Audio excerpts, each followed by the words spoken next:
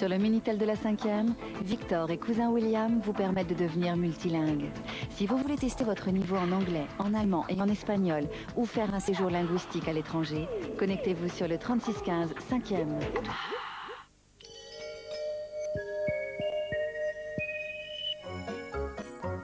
Pour Noël, je voudrais une boîte à magie, un éléphant, des éléphants. Oui, des histoires d'amour avec des rois, des chevaliers. C'est ça.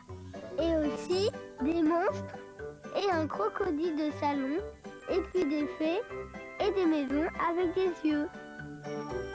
Oh, merci. C'est exactement ce que je voulais.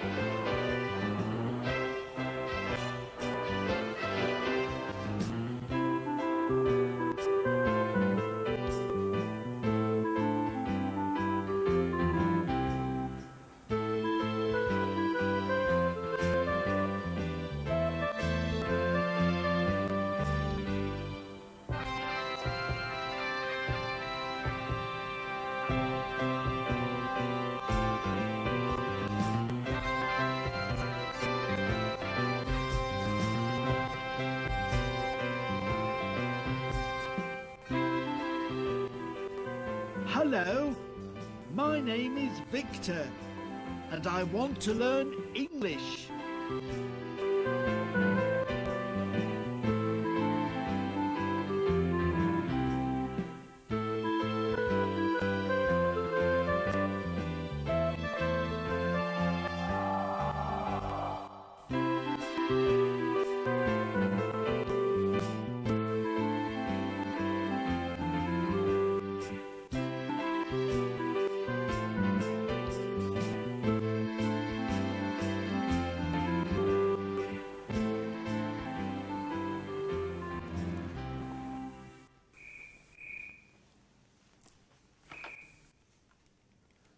Hello, Bruno's restaurant.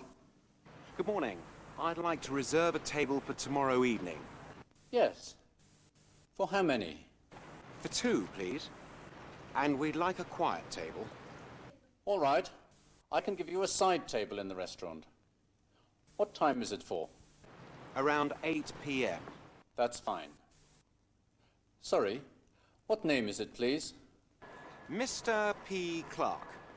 Would you spell it, please? C-L-A-R-K-E. Thank you, Mr. Clark. Goodbye. Thank you.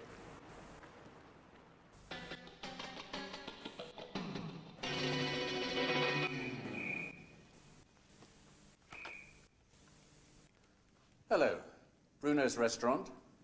Good morning. I'd like to reserve a table for tomorrow evening. Yes. For how many? For two, please. And we'd like a quiet table. All right. I can give you a side table in the restaurant. What time is it for? Around 8 p.m. That's fine. Sorry, what name is it, please? Mr. P. Clark. Would you spell it, please? C-L-A-R-K-E. Thank you, Mr. Clark. Goodbye. Thank you.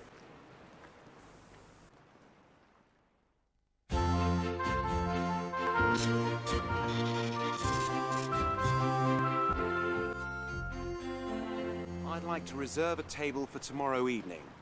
Yes. For how many? For two, please. And we'd like a quiet table. Did you hear that, Victor? Of course I did. What do you think of it? Nothing special. Yes, but he isn't going to the restaurant alone. So what? He's probably going with one of his friends. Yes, Victor. But he wants a quiet table. All right. I can give you a side table in the restaurant. I bet Patrick has invited Diane to have dinner with him. I bet she won't accept. I'm not so sure. What time is it for? Around 8 p.m. That's fine. Sorry, what name is it, please? Mr. P. Clark. Anyway, at what time are they going to the restaurant? At 8 p.m. Who? Patrick and his friend, of course. Patrick and his girlfriend, you mean? Girlfriend? Diane? Not yet.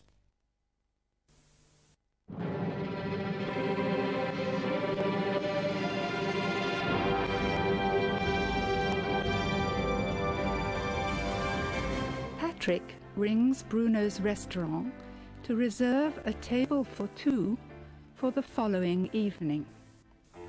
He says he would like a quiet table. The waiter says he can give him a side table. He asks him what time the reservation is for. Patrick says around 8 p.m. The waiter asks him for his name and asks him to spell it, which he does.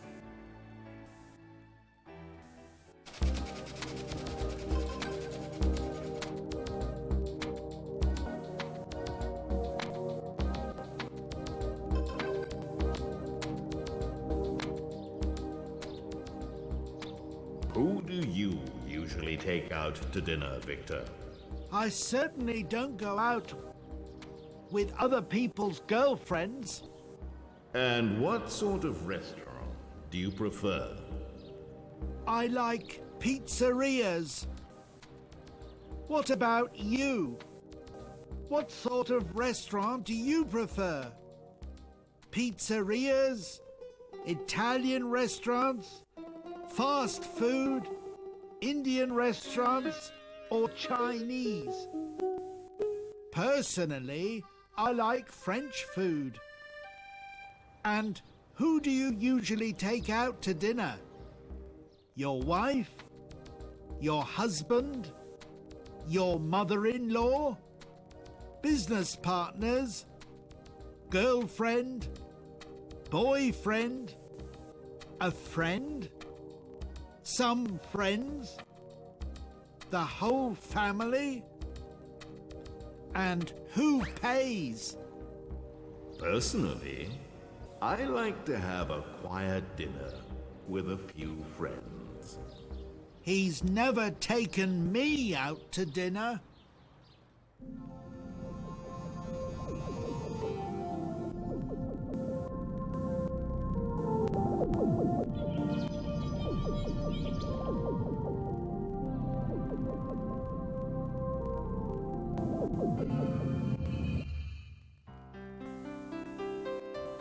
There. I think everything is ready now. Have you invited guests to dinner, Victor? A guest. A girlfriend? Well, actually, yes. Who is she coming with? Nobody, of course. We're having a romantic dinner for two. You could have taken her out to dinner at a restaurant, Victor. I would have, if they had had a table. But when I phoned to book, everything was reserved. What are you going to eat? I've ordered a Chinese takeaway. Where did you order it from?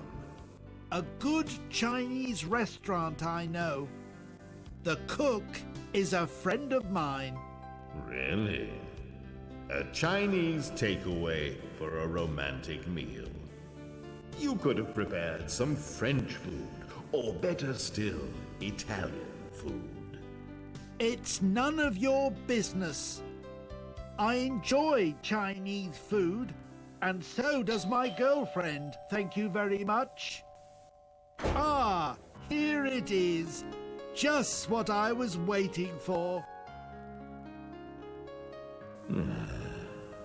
Slow music, candles, food.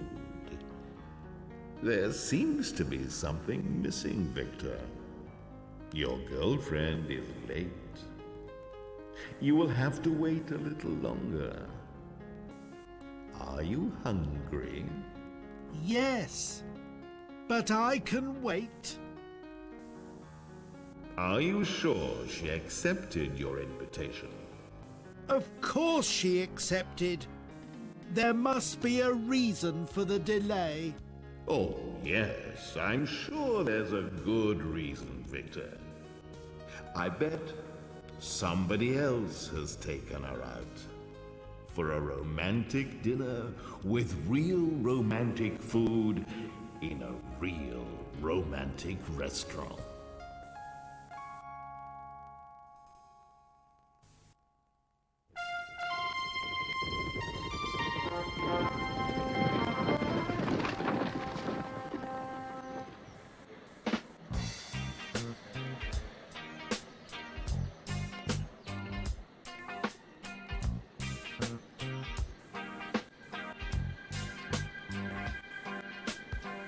Where are you going? I'm going to have a coffee. I couldn't buy any coffee because all the shops are closed. Why are all the shops closed? I don't know. And you? Do you know why all the shops are closed? 'Cause it's Sunday, silly Victor. Okay. Why don't you ask her where she comes from? Must I really? Yeah! Okay. I suppose I'll have to. Victor, you should sit at her table. What a cute little dog. Whose dog is it? Stupid question! Hey, perhaps she's waiting for someone. That could be dangerous for me. That's your problem! Okay, it's my problem. Victor, don't you want to talk to her? Yes. If you don't sit at her table, you won't be able to talk to her. Okay.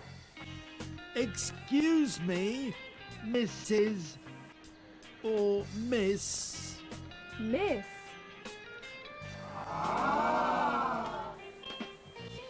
My friends want to know where you come from. Yeah! I come from Sweden, Victor.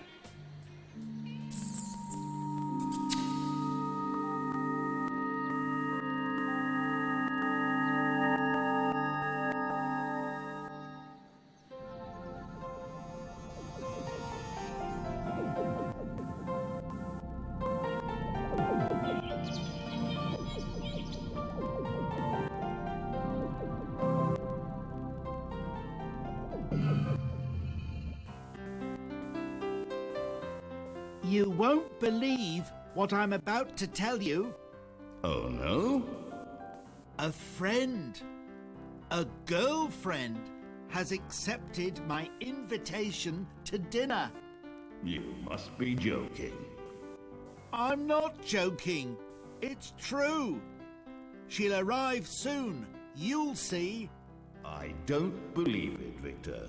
Stop pulling my leg.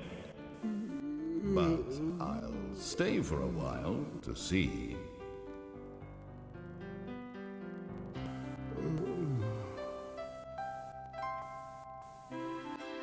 Pour profiter pleinement de cette méthode, nous vous conseillons de commander les livres pédagogiques et les CD audio qui rendront votre apprentissage à la fois facile et efficace. L'Institut Victor Ebner vous est accessible dès maintenant au 04 50 94 84 84 ou sur internet victor-ebner.com. See you soon!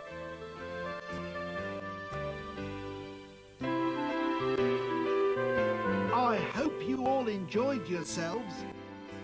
See you next time. Good luck and goodbye.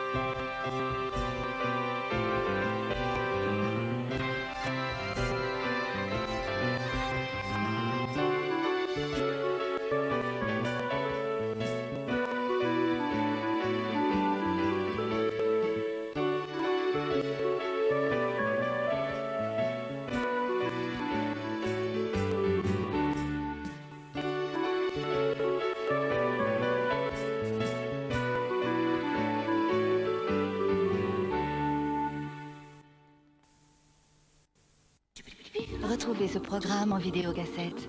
Pour tout renseignement, il vous suffit d'écrire à la 5e boutique, boîte postale 90 77 212 Avon-Cedex ou de téléphoner au 0803 05 55 55. Vous pouvez également utiliser votre Minitel 3615 code 5e ou vous connecter sur le site internet de la 5e www.la5e.fr.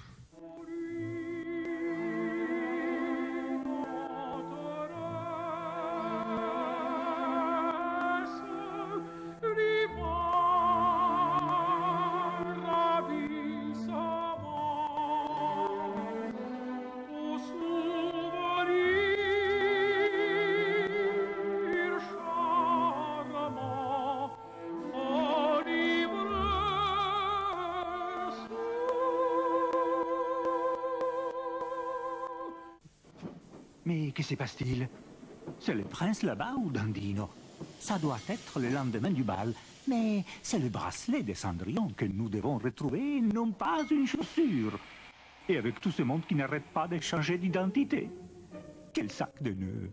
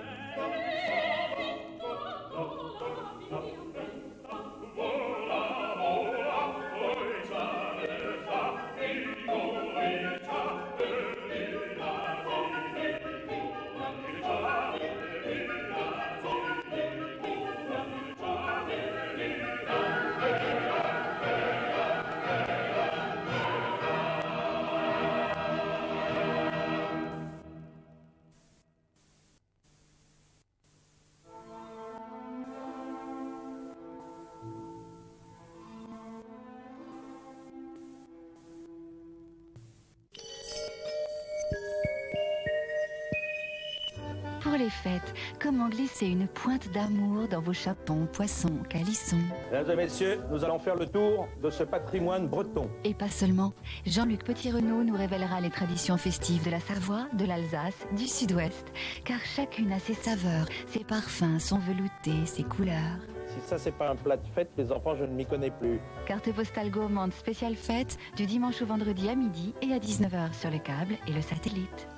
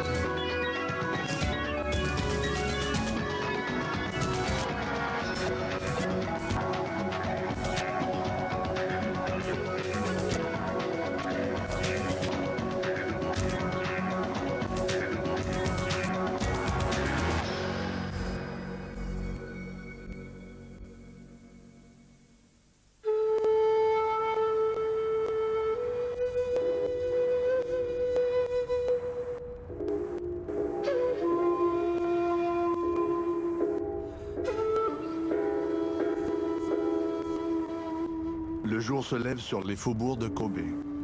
C'est l'heure de la prière matinale, de la première tasse de thé ou de café.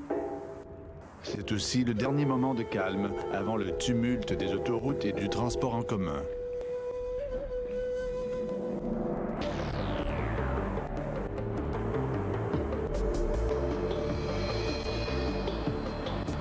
Nous sommes des milliards chaque matin à nous entasser dans les rues, les métros et les édifices de Technopolis, avec une confiance totale en ces structures avec lesquelles nous avons transformé la face du monde.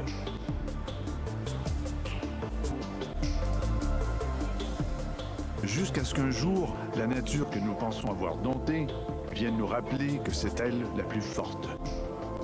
Nous pourrions bien alors nous retrouver coincés pour de bon dans le métro ou sous les décombres d'un édifice.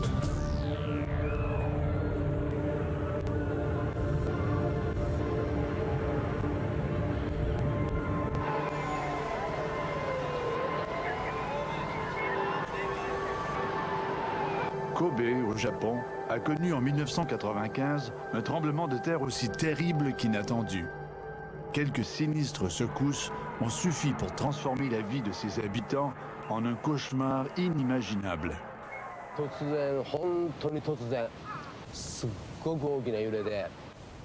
Tout d'un coup, nous avons senti une forte secousse. Nous étions 6 dans ma famille. J'entendais les voix de 4 d'entre eux. Mais je ne pouvais pas entendre la voix de Makoto, mon fils, ni celle de Scott, un Australien qui habitait avec nous. Ils étaient tous les deux ensevelis sous les débris. Scott est mort sur le coup.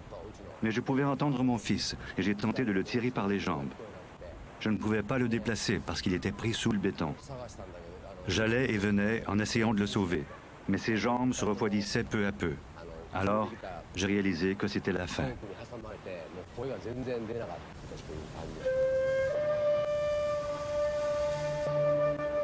Kiyoshi Matsura savait depuis toujours que Kobe pouvait être secoué par un tremblement de terre. Mais il croyait aussi que tout était prévu pour y résister.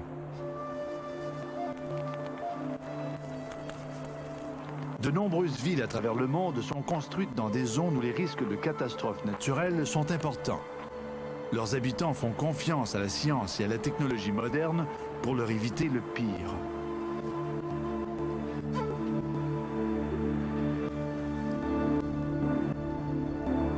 Des dizaines de millions de personnes vivent aujourd'hui dans des villes comme Kobe, San Francisco, Mexico, Los Angeles ou encore Vancouver, tout en sachant qu'un beau jour, ils pourraient bien être réveillés par un tremblement de terre.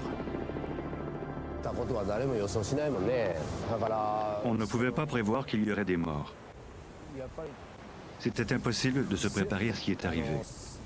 La ville entière a été touchée. Les camions de pompiers n'ont pas pu intervenir et les services de police ont mis du temps à pouvoir agir.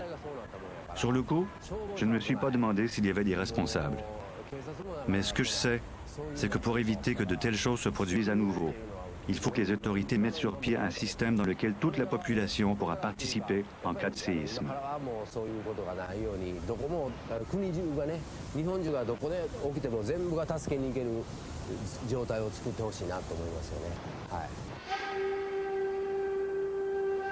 Dans certaines villes, ce sont les inondations qu'il faut craindre. Et dans d'autres encore, les éruptions volcaniques, les tornades ou la sécheresse. Chaque année, des événements surviennent qui nous rappellent que la planète sur laquelle nous vivons est un organisme en constante évolution.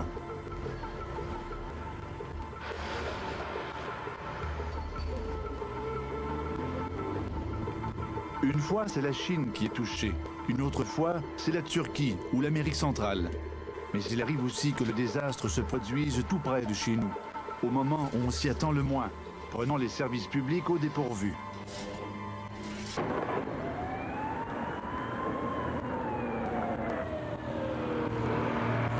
En janvier 1998, une pluie verglaçante s'est abattue sur le sud-est du Canada, le long d'un corridor allant de Kingston en Ontario jusqu'au Nouveau-Brunswick, en passant par Ottawa et Montréal.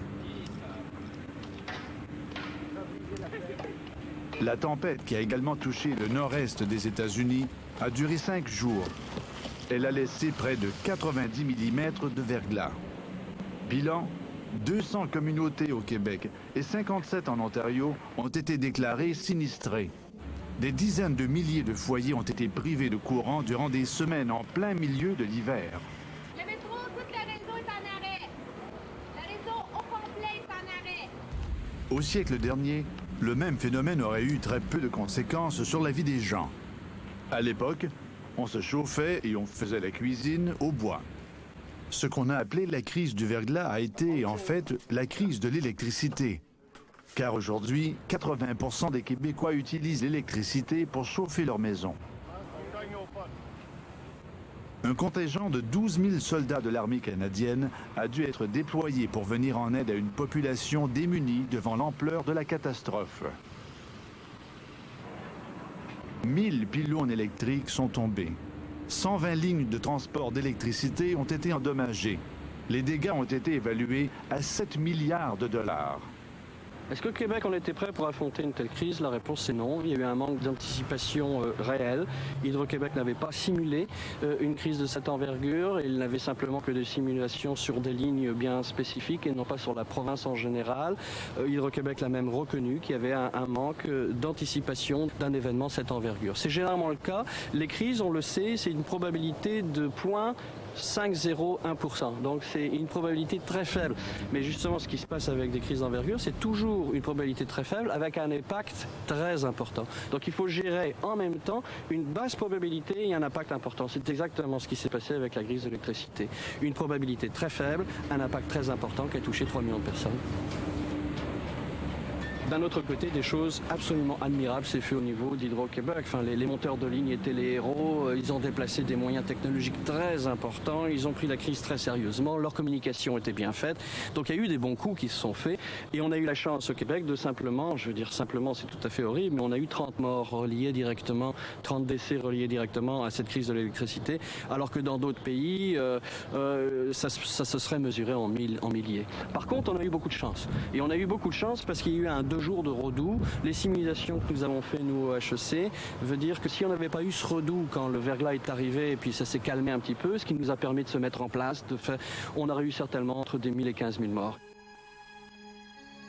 La compagnie Hydro-Québec fonctionne sur un système très centralisé de production et de distribution de l'électricité. Économiquement, c'est très rentable. Mais les lignes deviennent difficiles à réparer en cas de crise à cause de la distance importante entre la centrale et les lieux de consommation. Les spécialistes comme Thierry Pochant pensent qu'un réseau alternatif de plus petites centrales situées plus près des populations serait beaucoup plus facile à gérer. Pour lui, la sécurité est avant tout une affaire de prévention.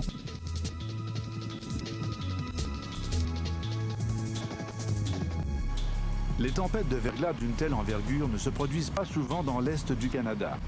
Cependant, la région est régulièrement secouée par des tremblements de terre, qui, heureusement, ne sont pas dévastateurs.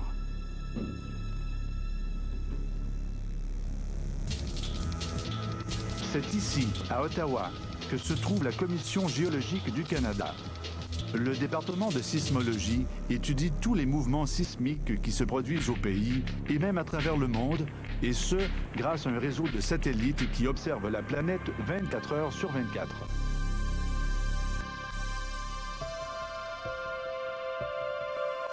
Les scientifiques ne s'expliquent pas bien pourquoi la Terre tremble dans cette région du Canada. La technologie disponible aujourd'hui permet cependant d'avancer une hypothèse. Les immenses roches qui composent le bouclier canadien, des roches vieilles de plus d'1 milliard d'années, résistent mal aux pressions venues des couches inférieures de l'écorce terrestre. Avec le temps, d'importantes failles se sont creusées qui rendent la région plus instable. À l'autre bout du Canada, en Colombie-Britannique, les tremblements de terre sont à la fois mieux connus et plus inquiétants. L'instabilité de la région est due ici à la rencontre de deux plaques tectoniques au large des côtes. Il s'agit de la plaque nord-américaine et de la plaque Juan de Fuca. Le jeu incessant entre ces deux plaques qui s'entrechoquent se répercute également plus au sud. C'est la cause des séismes dans la région de San Francisco ou de Los Angeles. San Francisco, situé sur la plaque nord-américaine, se rapproche de Los Angeles, situé sur la plaque Juan de Fuca, à la vitesse de quelques centimètres par année.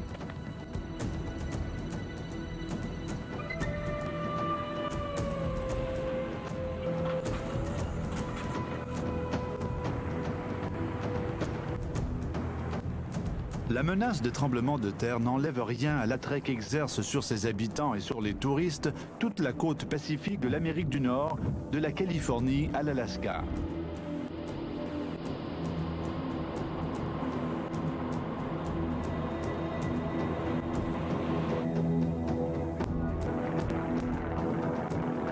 Située à la pointe sud-ouest de la Colombie-Britannique, Vancouver est une de ces villes au site enchanteur. Bordée par l'océan Pacifique d'un côté et les contreforts des montagnes rocheuses de l'autre, la ville attire les Canadiens de tous les coins du pays et des immigrants venus de partout, mais d'Asie principalement. Avec ses nombreux parcs, la proximité de la mer et des pentes de ski, ses quartiers cosmopolites et son économie florissante, Vancouver est pour beaucoup symbole de qualité de vie. Attrayante et paisible en surface donc, la région gronde dans les profondeurs. Chaque année, les sismologues de la Commission géologique du Canada enregistrent dans l'ouest du pays plus de 1000 tremblements de terre. La région au large de l'île de Vancouver a subi une centaine de séismes de magnitude 5 ou plus au cours des 70 dernières années. Des séismes assez violents pour causer des dommages s'ils s'étaient produits plus près du continent. Les autorités locales sont depuis longtemps conscientes du danger potentiel qui guette ce coin de pays. Mais ce n'est que récemment que la région s'est dotée d'un centre de contrôle des opérations d'urgence perfectionné. On nous pose souvent la question, pourquoi tant de haute technologie? Pourquoi pas tout simplement des cartes ordinaires en papier ou des tableaux sur le mur, des choses comme ça? Eh bien, nous nous sommes rendus compte que dans les cas de crise importante, alors qu'on reçoit des milliers d'appels téléphoniques, que les incidents se succèdent d'heure en heure, il devient très difficile de maintenir ce que nous appelons la bulle, soit une vue d'ensemble de la situation, sans l'aide de l'électronique. C'est d'autant plus critique à Vancouver, vu la nature des risques que nous encourons. Nous sommes une ville côtière entourée de forêts. Les feux de forêt peuvent se propager jusqu'à la ville. Nos côtes sont susceptibles d'être touchées par des problèmes environnementaux, comme le déversement de produits chimiques dû à la collision entre des navires. Et il y a surtout ce gigantesque tremblement de terre pour lequel nous nous préparons ici à Vancouver. Nous sommes bien sûr conscients des secousses dues au mouvement de l'écorce terrestre qui se produisent de temps à autre, mais nous craignons surtout les secousses plus fortes dues à la subduction des plaques tectoniques, c'est-à-dire à leur glissement l'une sous l'autre. C'est pourquoi nous faisons appel à la haute technologie dans ce centre, pour nous permettre de faire face à un séisme de grande amplitude et aux nombreux incidents qui peuvent en découler.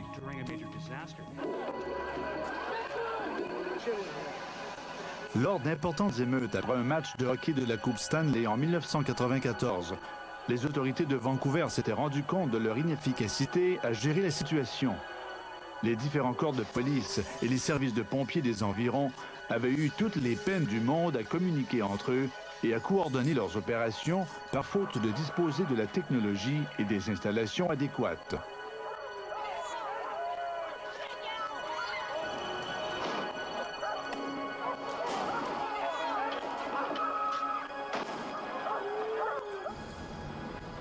Le Centre de contrôle des opérations d'urgence ICOM est venu combler ces lacunes.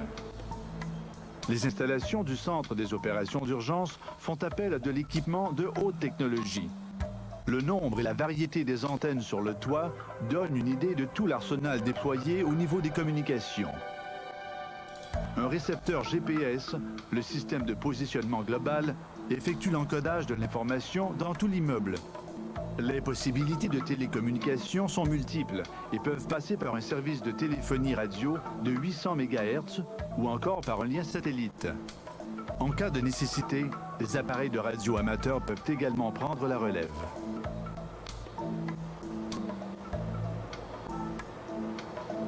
En tout temps, si un système fait défaut, un autre système se met en place afin que le centre demeure opérationnel.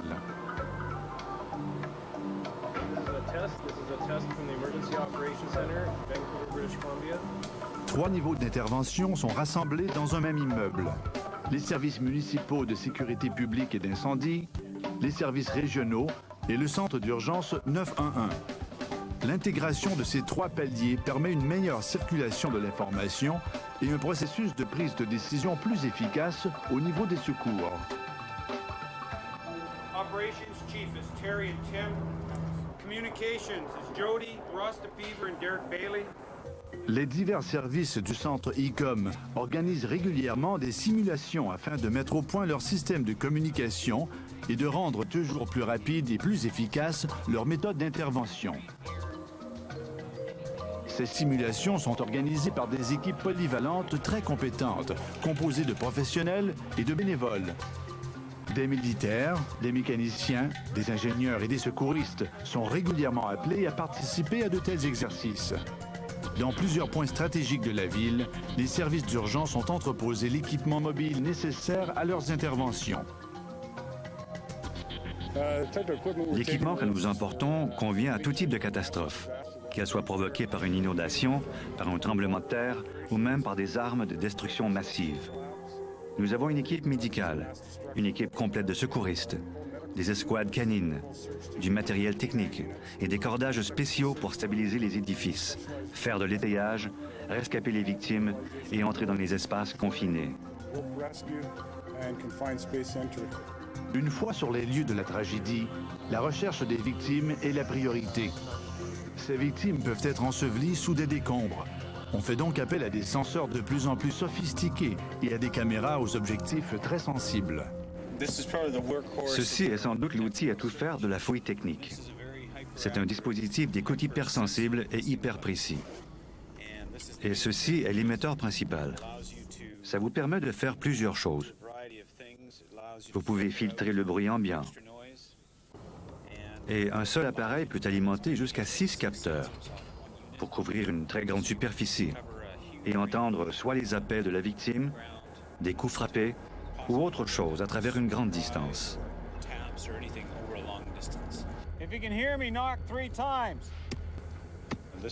C'est un appareil qu'on utilise beaucoup. C'est ce qu'on utilise en premier.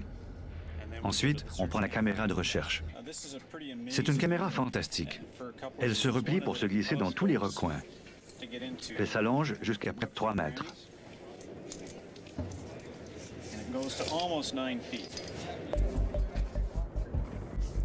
Cette caméra de recherche montée sur une perche télescopique est basée sur le principe du périscope. Son objectif peut aisément pivoter sur un angle de 160 degrés.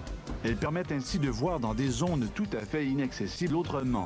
Elle est également munie d'un éclairage d'appoint qui s'ajuste selon les besoins. L'opérateur peut voir la scène sur un écran à cristaux liquides. Ce qu'il y a de bien pour la victime avec cet appareil, c'est qu'une fois qu'elle a été localisée, nous pouvons lui parler. Elle nous entend dans ce haut-parleur et elle peut nous répondre à l'aide de ce micro au bout de la caméra. Et on peut la rassurer, lui dire qu'on sait où elle se trouve et que les secours arrivent. help was on their way and that we found them. Cette caméra sophistiquée a été développée récemment par l'armée américaine. Elle est vite devenue populaire auprès des équipes d'intervention tactique de nombreux corps policiers à travers le monde. Elle est également devenue un outil indispensable pour les équipes de secours. Hello, Peggy. Hello, Peggy. Peggy, can you talk to me? Hello. Hello. Peggy. Cette technologie nous permet de sauver des vies. C'est ça l'essentiel.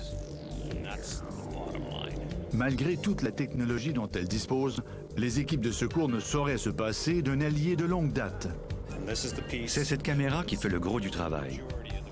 Lorsqu'on trouve quelqu'un, on envoie les chiens pour confirmer la présence de la victime.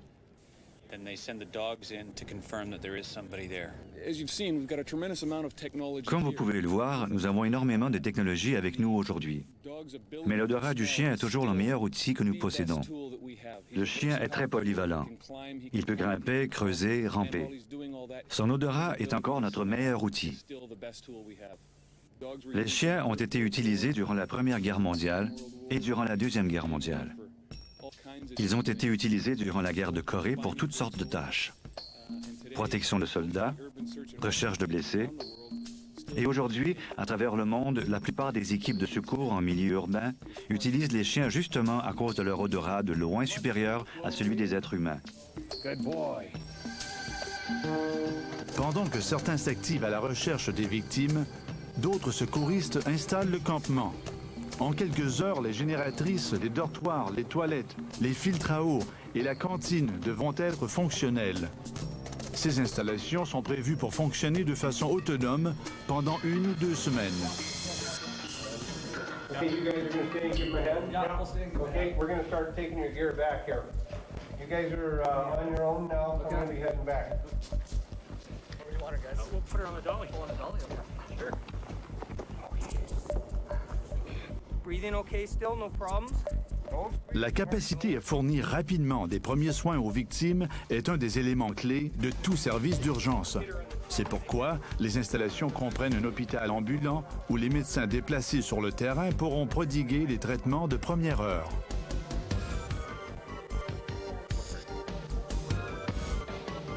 La communication est un autre élément essentiel des opérations d'urgence.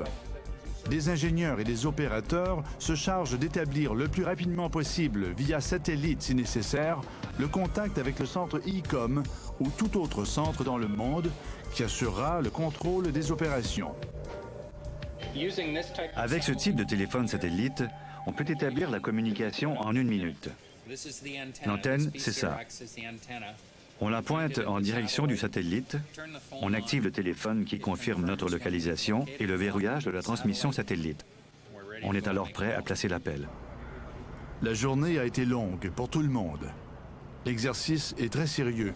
Aucun aspect n'a été laissé de côté. Pas plus les communications que l'efficacité d'intervention, ni la coordination entre les différents secteurs. La grande compétence de ces hommes et de ces femmes les rend aptes à participer aux opérations d'urgence les plus périlleuses, tant au niveau national qu'à l'étranger.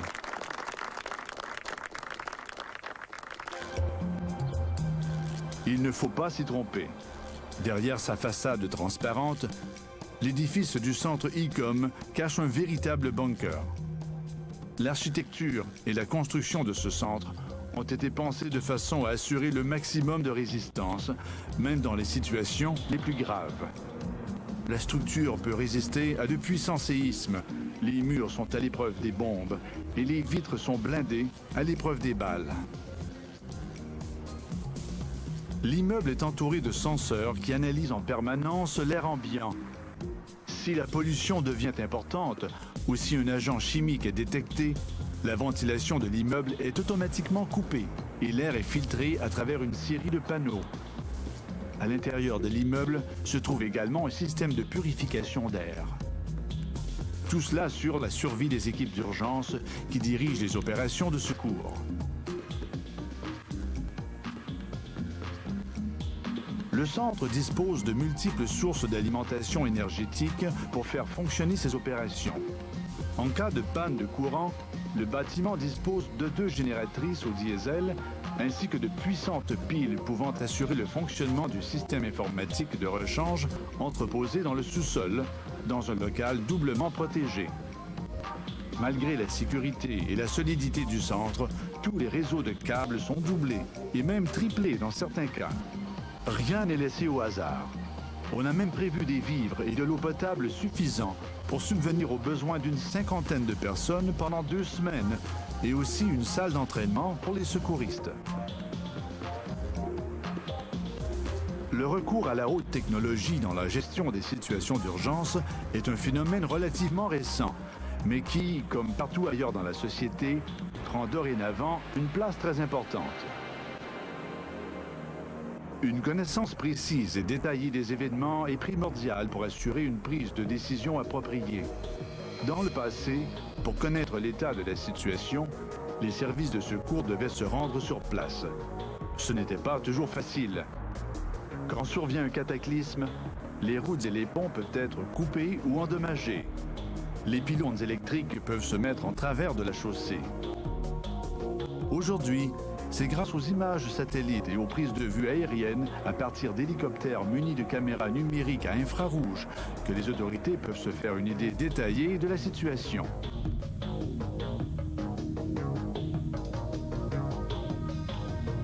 À bord de l'hélicoptère, nous utilisons la toute dernière génération de caméras infrarouges. Elle est commandée à partir d'ici. Nous transmettons l'image au moyen des micro-ondes. La transmission est omnidirectionnelle, c'est-à-dire que les micro-ondes sont émises en cercle. Et notre antenne de poursuite sur la tour Scotia peut les capter. Une fois les ondes captées par la tour Scotia, l'antenne effectue la poursuite automatique de l'hélicoptère lorsque celui-ci se déplace au-dessus de la ville ou dans les vallées, jusqu'à une distance d'une centaine de kilomètres. Une autre technologie embarquée pendant la transmission, c'est le récepteur portable. C'est la toute dernière génération de récepteurs micro-ondes. On peut l'apporter sur le terrain et le responsable de la zone, ou le chef des opérations policières, ou le chef du service d'incendie peut utiliser cet appareil sur le site de l'incident pour diriger les opérations de secours.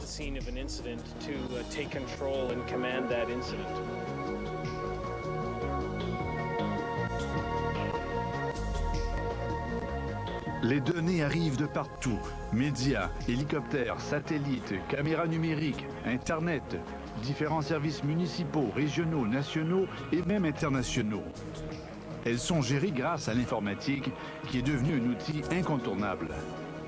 Le Centre des opérations d'urgence de Vancouver utilise un logiciel de gestion de crise, Emergency Management 2000, qui optimise l'échange d'informations entre les différents services.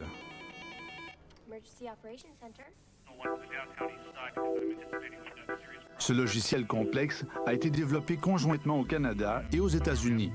Il reçoit, répertorie, met à jour et redistribue toute l'information relative à une situation d'urgence. Il permet d'établir la liste des priorités d'intervention. Il comprend également d'importantes banques de données sur les ressources humaines et matérielles disponibles dans une région. EM2000 est lié à un procédé automatique de cartographie qui localise l'événement sur une carte numérique de la ville ou de la région. La carte affiche les zones dangereuses, les zones de sécurité, les nuages de fumée, les bornes d'incendie, les ponts et les routes défoncées, les hôpitaux, les abris ainsi que les points de ravitaillement. C'est un outil indispensable à l'organisation des secours. En plus d'être utile aux opérations d'urgence, cette carte peut aisément être distribuée aux médias. Car s'il est important pour le centre de recueillir toutes les données concernant la crise, il est également essentiel de pouvoir diffuser l'information. ECOM possède ses propres émetteurs pour la radio et la télévision. Le système peut fonctionner de façon autonome grâce à des liens par micro-ondes et à des relais satellites. Okay, Keith, we're trying to, are you in communication with Air One? Yes, I am. La technologie disponible dans les locaux du centre ECOM et la technologie mobile déployée sur le terrain ne sont pas uniquement utilisées dans des situations de crise. Elles sont quotidiennement mises à contribution pour régler les problèmes qui ne manquent pas de survenir à tout instant dans les grandes villes. Aujourd'hui, par une journée particulièrement chaude, cette voiture a pris feu. On ne rapporte aucune victime. Cependant, cet incident a provoqué un embouteillage de plusieurs kilomètres sur une artère importante de la ville. La technologie du centre e-com va permettre au personnel de mieux diriger le trafic pour éviter aux automobilistes une attente pénible et un retard contrariant.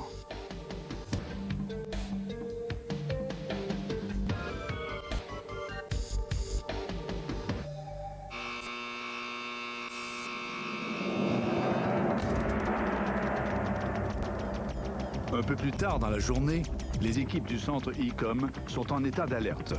On rapporte un incident qui risque de toucher le centre-ville. Depuis leur bureau au centre de contrôle, les responsables de la gestion de crise guident les pilotes d'hélicoptères et l'opérateur de la caméra disposés sur le devant de l'appareil. Ils obtiennent ainsi très rapidement un portrait précis de la situation. J'ai reçu une demande pour établir une carte de situation pour l'incident numéro 12. En premier, je vais identifier l'incident en faisant un tri basé sur le type d'incident. Et ainsi, je peux obtenir très rapidement le numéro 12. Il y a déjà un rapport et à mesure que le dossier s'ouvre, je vais avoir les détails de la situation. Le 911 a reçu l'appel d'urgence. Un dossier a été créé dans le système informatique. Il s'agit d'un déversement de 5000 litres de chlore. On rapporte 10 personnes incommodées qui ont été emmenées à l'hôpital. Un nuage toxique se dirige vers le centre-ville. Bon, la situation est critique et on a commandé l'évacuation du centre-ville. Je vais cliquer sur le bouton Locate on Map ici pour avoir une idée de l'impact. Le nuage toxique est représenté ici par un faisceau rouge. On peut facilement voir sur ces cartes si des bâtiments tels que des écoles ou des hôpitaux se situent dans le secteur touché. Si c'était le cas, ce serait là que se dirigeraient les secours en priorité. La représentation du nuage toxique a été créée plus tôt au moyen d'un programme de modélisation. D'après les conditions météo et la sorte d'agent chimique, on peut estimer le déplacement approximatif de l'agent chimique. On peut aussi faire le calcul très rapide de la population de la région. À ce point de l'événement, ce qu'il faut faire, c'est tout simplement évaluer le niveau d'urgence, établir les zones de sécurité où le public sera tenu à l'écart et déterminer nos priorités d'évacuation et d'intervention. Dans ce cas particulier, nous avons déterminé que la première zone tampon de 2 km est un peu trop étendue. Je vais donc demander aux responsables derrière moi de réduire le périmètre extérieur à 1 km ou de créer une zone tampon à l'intérieur. Nous agissons ainsi quand les conditions changent. Dans ce cas-ci, les vents ont baissé légèrement et donc le nuage causé par la fuite de gaz toxique ne couvrira pas la distance prévue au départ. Nous pouvons donc réduire l'intervention prévue.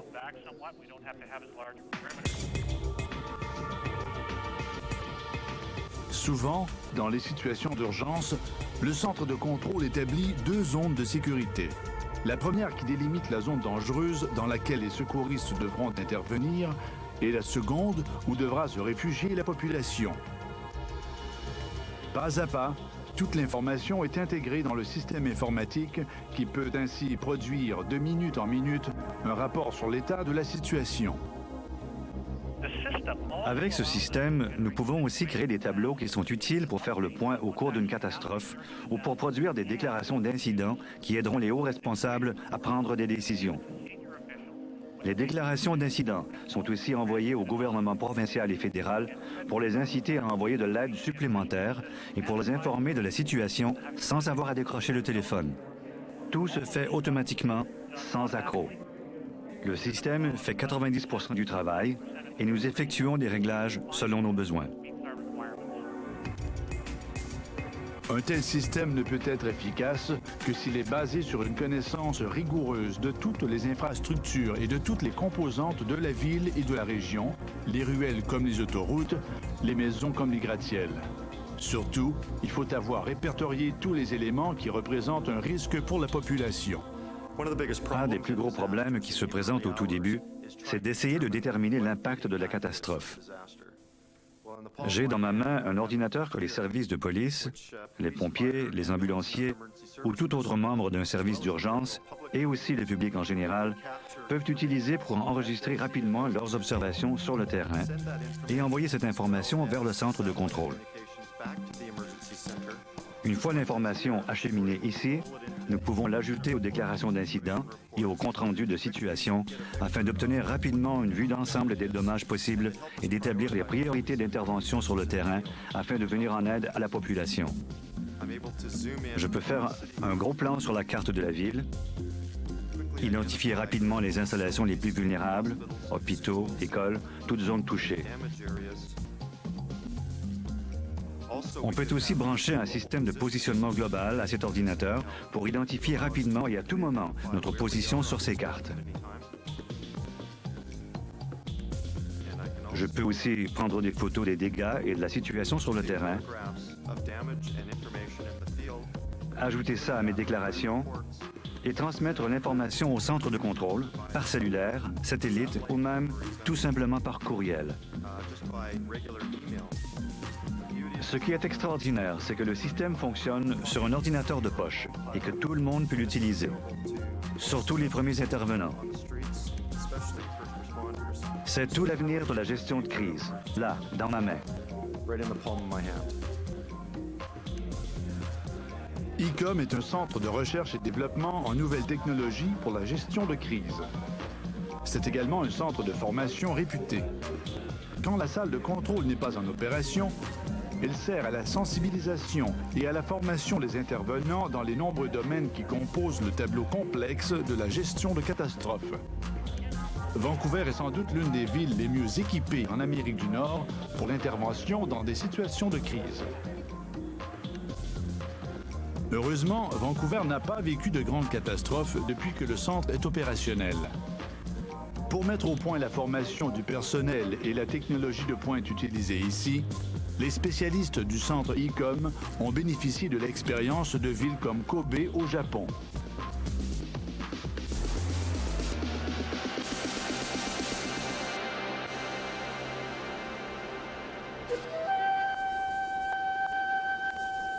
Un saut au-dessus de l'océan Pacifique nous ramène à Kobe. La ville fait partie de la grande agglomération de Kansai, qui comprend également les villes de Kyoto et d'Osaka, et compte un bassin de population de 30 millions d'habitants.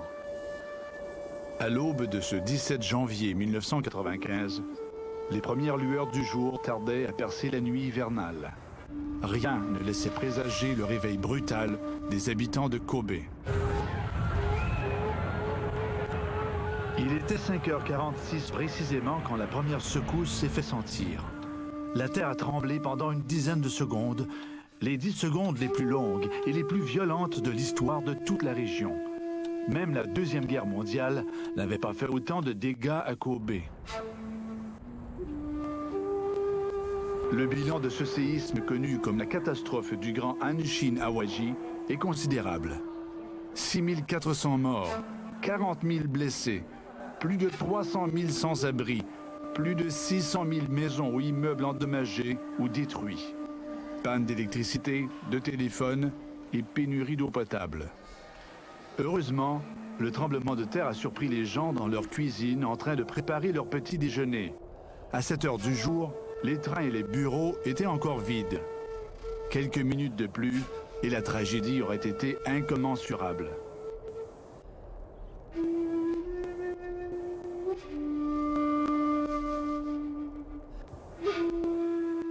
Ce séisme d'une amplitude de 7,3 sur l'échelle de Richter a causé des dommages matériels évalués à quelques 150 milliards de dollars.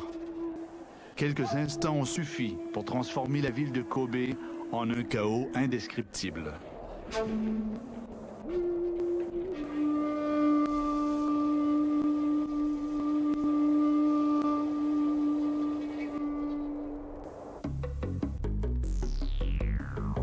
Si le Japon est le site de nombreux séismes, c'est qu'il se trouve à la rencontre de 4 plaques tectoniques. La plaque Eurasie, la plaque de la mer des Philippines, la plaque pacifique et la plaque nord-américaine. Le séisme de Kobe a été provoqué par le décrochement de 2 fragments de la plaque Eurasie. L'épicentre du tremblement de terre du Grand Hanshin-Awaji a été localisé au large des côtes de Kobe, à 16 km au nord de l'île d'Awaji. Les ondes sismiques sont enregistrées en de nombreux points du globe par des appareils, les sismographes, capables de repérer les vibrations du roc.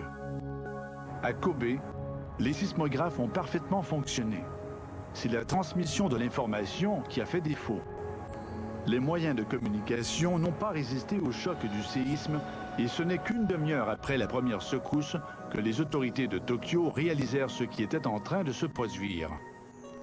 De précieux instants furent ainsi perdus. Le Japon tout entier fut bouleversé par cette catastrophe. Le Japon connaît de fréquents tremblements de terre, environ 10% de tous les séismes à travers le monde. Mais même au Japon, les effets des séismes varient selon les régions. Ça explique peut-être pourquoi le gouvernement et ses représentants n'étaient pas bien préparés. Même s'ils avaient su qu'un tremblement de terre allait se produire, ils ne pouvaient pas en prévoir les conséquences. Lorsque le tremblement de terre de Kobe est survenu, les fonctionnaires n'avaient aucune idée de ce qui se passait. Une très grande région a été touchée. Les informations n'ont pas été transmises efficacement au centre de gestion de crise. Mais depuis, il y a eu diverses réformes. Le bilan du tremblement de terre de 1995 à Kobe força les autorités en place à faire leur examen de conscience. Il les amena à analyser les lacunes de leur système de contrôle des séismes et de leur plan de sécurité civile et à développer la technologie qui leur permette de mieux faire face à ce genre d'événements dans le futur. C'est ainsi que la préfecture de Hyogo, dont relève la ville de Kobe, s'est dotée d'un important centre de gestion des catastrophes. Ce centre est établi dans un immeuble résistant à tout type de cataclysme. Une structure de béton armé à l'épreuve de l'eau, du vent et des tremblements de terre de très haute intensité. L'équipement hautement sophistiqué de ce centre est conçu pour fonctionner avec des sources d'énergie alternatives. De nombreuses génératrices sont prêtes à prendre la relève en cas de panne d'électricité. Au premier étage de l'immeuble se trouve le cœur des quartiers généraux de la sécurité civile de la région. Chaque poste de travail dans cette salle comprend un ordinateur très performant et un téléphone satellite. C'est ici que se retrouveraient en cas de désastre les principaux intervenants. Membres du gouvernement, services de police, services d'incendie, services de santé, organismes communautaires de sécurité civile, compagnies de gaz, d'électricité et responsables de l'approvisionnement en nourriture.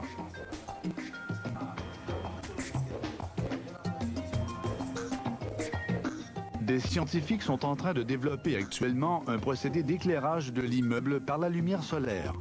Un capteur solaire a été installé sur le toit de l'édifice et c'est par fibre optique que cette lumière est distribuée dans tout l'immeuble.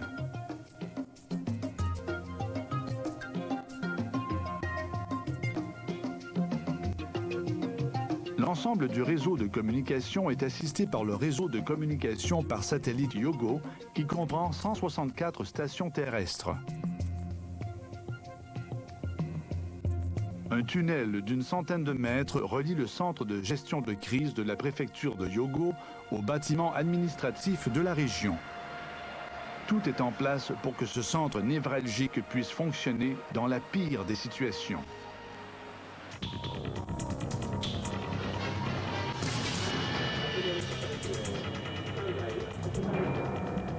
Ici, comme à Vancouver, des exercices sont organisés régulièrement.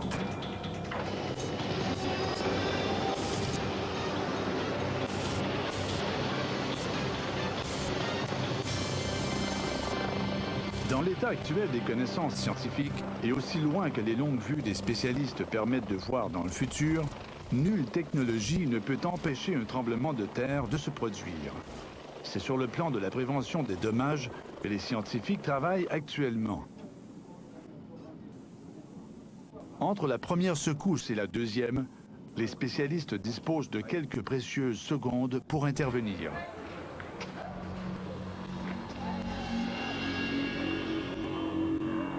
Tous les tremblements de terre se déroulent de la même façon. Ils se divisent en 3 étapes distinctes. Une première secousse, les ondes P, rapides et causant peu de dommages. Ensuite, quelques secondes de répit, suivies des ondes S, beaucoup plus lentes, mais très dévastatrices. Et pour vous illustrer ce que sont les ondes P et les ondes S, regardons ensemble une petite vidéo qui a été filmée dans un dépanneur lors d'un tremblement de terre de magnitude 6 en 1988 à Chicoutimi. Alors vous pouvez voir l'arrivée des ondes P et quelques secondes plus tard, ce sont les ondes S qui arrivent. Vous pouvez voir que les vibrations sont plus intenses. Vous pouvez voir aussi les objets qui tombent. Alors, vous pouvez voir qu'on dispose de quelques secondes pour réagir.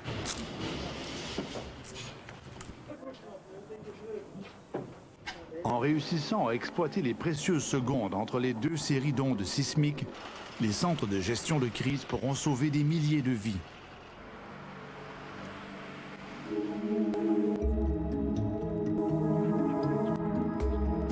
Pour réagir vite, il faut que les premières secousses soient détectées instantanément. Dans des lieux importants pour l'activité humaine comme les stations de train ou de métro, les conduits de gaz, les lignes électriques, les ponts et les autoroutes, les experts installent des senseurs.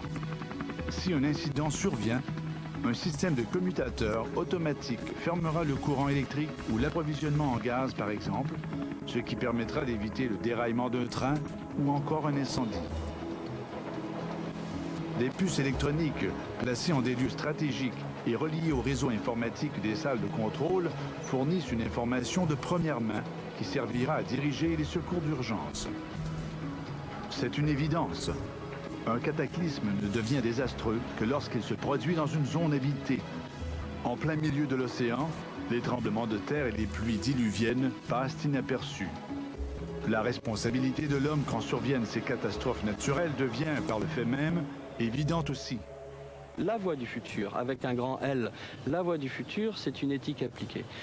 C'est actuellement au niveau scientifique très débattu, beaucoup de gens y travaillent. Je pense par exemple au philosophe allemand de Hans Jonas qui parle du concept de responsabilité. Nous sommes arrivés dans un moment historique où notre technologie a des impacts extraordinairement important et sur la planète, l'environnement et sur les gens. Et donc il y a nécessité aujourd'hui de prendre cette technologie non pas simplement comme un outil magique qui nous permette de faire des tas de choses, et ça c'est l'illusion du progrès, mais aussi comme quelque chose qui nous rend de plus en plus dépendants et surtout fragiles.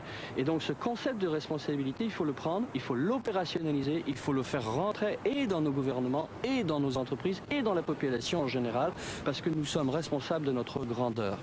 Et ça va être le mot du futur. Énormément de gens travaillent sur ce concept dans le monde. Dans les 20 prochaines années, ceci va exploser. Le mot responsabilité va devenir un mot maître.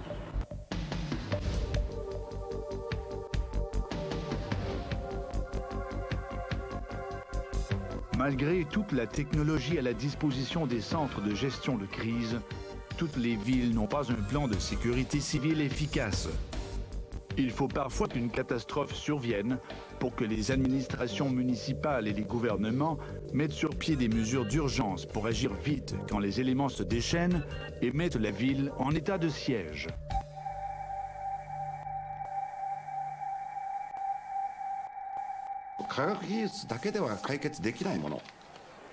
Nous ne pouvons pas trouver une solution uniquement au moyen de la science et de la technologie. Ce qui compte en bout de ligne, c'est l'attitude de la population envers la sécurité. Je crois que la science et la technologie ne sont que des moyens. Quelle est l'importance de la sécurité dans nos sociétés? C'est l'unique question que nous devons nous poser. Est-ce un droit fondamental et prioritaire ou accordons-nous la priorité au profit commercial? Je crois que nous allons trouver la réponse en nous demandant de quelle manière nous désirons vivre dans notre société.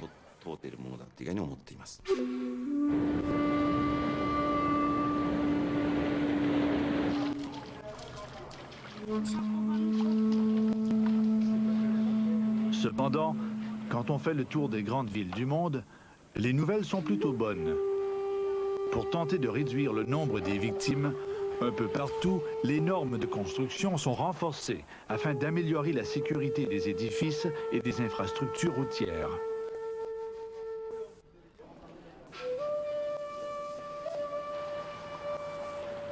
Les grandes métropoles tout comme les plus petites villes, réalisent également l'importance de se doter d'un centre de gestion de crise sophistiqué pour réagir le plus rapidement et le plus efficacement possible en cas de désastre. Les centres de Kobe et de Vancouver, qui font appel à une technologie de pointe, sont devenus des modèles d'organisation de la sécurité civile. Je ne peux pas émettre un jugement sur la ville de Kobe, dire s'il était ou n'était pas préparé au séisme. On ne peut jamais savoir dans quelles circonstances un tremblement de terre va se présenter. Mais à cause du séisme, la ville de Kobe a pris des mesures préventives contre les catastrophes. C'est la même chose ailleurs dans le monde. On ne peut pas prédire quand surviendra un désastre. Alors, il faut bien se préparer, parce que personne ne veut subir ce que Kobe a vécu.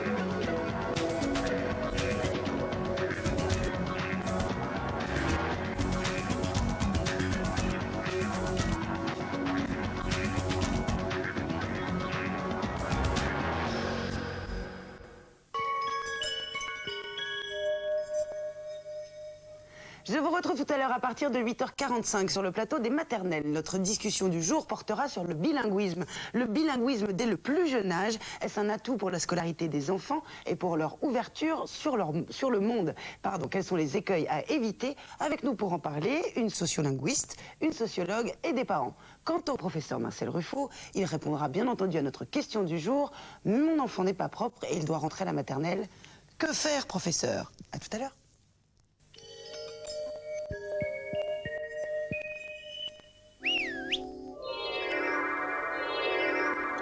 Les Kalinours!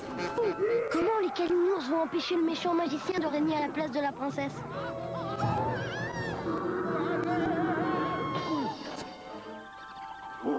Jusqu'où iront-ils pour sauver le royaume? L'entrée secrète pour le pays des merveilles, c'est aujourd'hui à 16h05. Zizi, zazi, zoum, zoum, ça remue, ça secoue, ça secoue. Ça vous donne des ailes, c'est super étincelle. Allez-y, debout les zouzous. Zizi, zazi, zoum, zoum. Bougez-vous, bougez-vous les zouzous.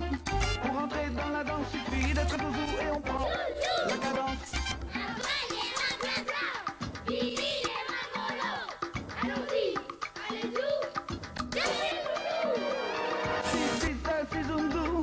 C'est si bon de faire un peu les fous, de chanter, de courir et d'avoir des fous rires. Allez-y, debout, debout les zouzous.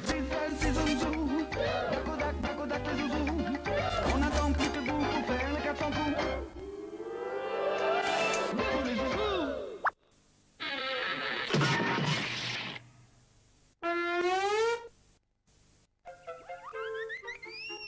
Salut les zouzous, ça frétille?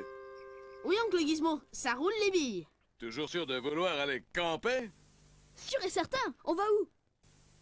Ah, on va tout là-haut, sous les neiges éternelles. On fera fondre la glace pour faire cuire le riz que de roulis. On campera près de la grotte du Yeti et on dansera le bongo frisco pour se réchauffer la nuit. On fera fondre la glace? Pas de panique, les zouzous. C'est une farce. C'est dans le petit pré qu'on campera comme l'autre fois. Ouf, on a eu chaud, oncle Gizmo. Chaud et froid. Alors, à nous la corvée de bois. Et tu verras, on te fera de bons petits plats. Bravo les zouzous. Par les boulons de ma moto rodéo, je suis sûr que l'aventure sera quand même au rendez-vous.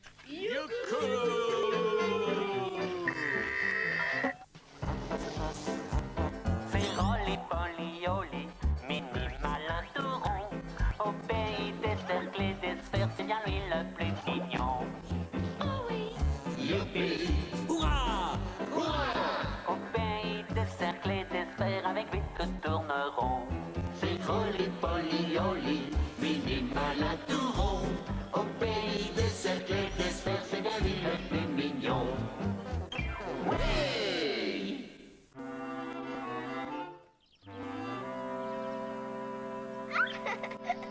Arrête de bouger, Zoé. Wow. Allons, du calme, Zoé. Qu'est-ce qui rend ma petite fille aussi heureuse? La fête, la fête, la fête. Oh, viens ici, ma petite perle. Je dois te mettre ton beau ruban. Joli ruban pour verser Boubi. L'anniversaire de Boubi. Je comprends qu'elle soit excitée. Oh. Ça y est, je le tiens. Pourquoi tu as mis ton costume de pirate, Oli? Il faut se déguiser pour l'anniversaire de Boubi. Pas d'accodac, papa.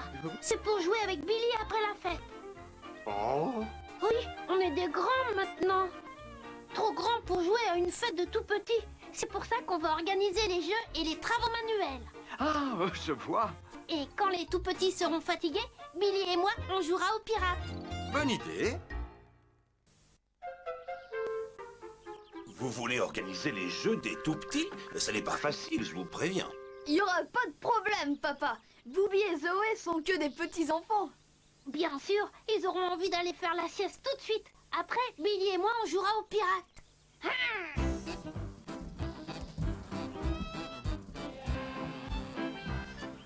Joyeux anniversaire, Boubi! Joyeux anniversaire, Boubi! Alors, à quoi tu veux jouer en premier? Ça, c'est le drapeau pour jouer à la chip choc moi. Tu le plantes derrière toi dans ton pantalon et tout le monde doit essayer de le prendre. Je veux prendre. D'accord, tout le monde, qui veut commencer? Tout le monde attrape Boubi. Attrape-le, Zoé. Waouh, regarde-la courir. Quoi? Boubi court drôlement vite pour un petit bébé. Ouais, t'as raison.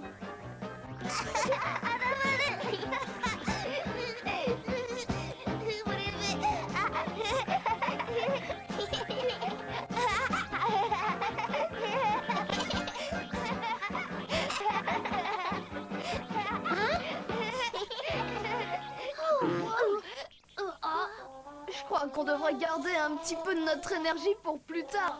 Dakodak, Oli? Dakodak, Billy.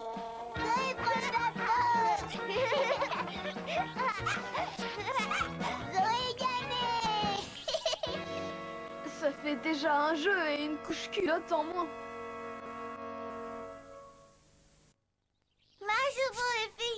Et voilà, la grande vedette de la journée est tout propre et à nouveau prêt à jouer avec son frère et ses amis. Tu es sûr que tu n'as pas besoin d'un peu d'aide, Billy? Eh ben, si tu veux vraiment m'aider, je vais t'expliquer ce qu'il faut faire, maman. Vous êtes prêts à jouer aux cubes musicaux? Quand la musique s'arrête, vous devez vous asseoir sur un cube. Les deux derniers à grimper seront éliminés. On va leur montrer ce qu'on sait faire, Dakodak, Oli?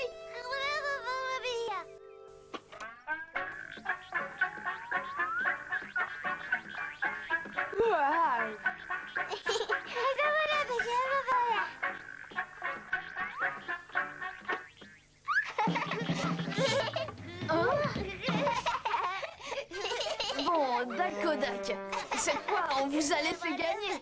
Mais maintenant on va rejouer.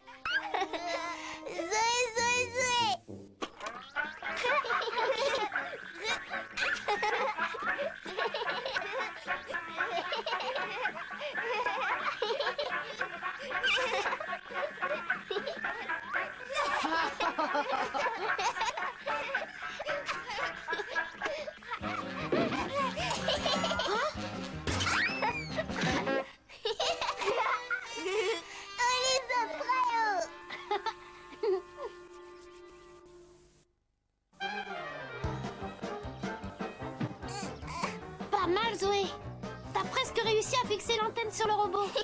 Montre-nous ce que tu sais faire, Booby.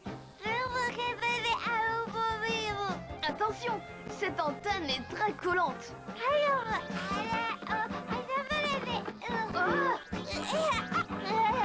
Oh, Booby. Je sais pas si t'as gagné, Booby, mais moi, j'ai perdu.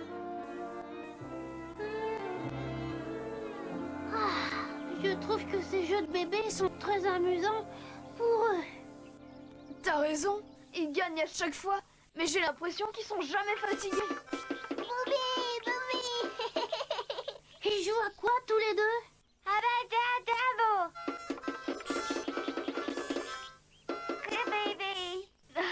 Ça s'appelle Fais tout comme Booby.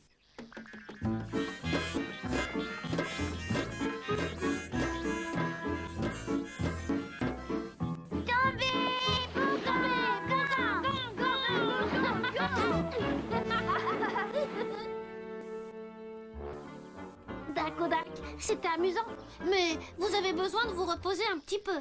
Alors vous allez peindre avec les doigts.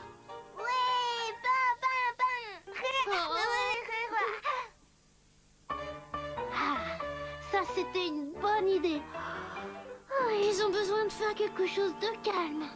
Ouais, à force de courir partout, ils doivent plus avoir d'énergie.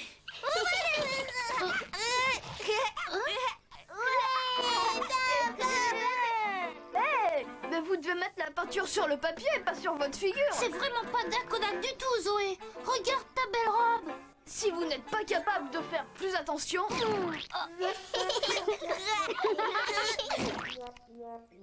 Hey, arrêtez tout de suite. Bon, écoutez, ça suffit tous les...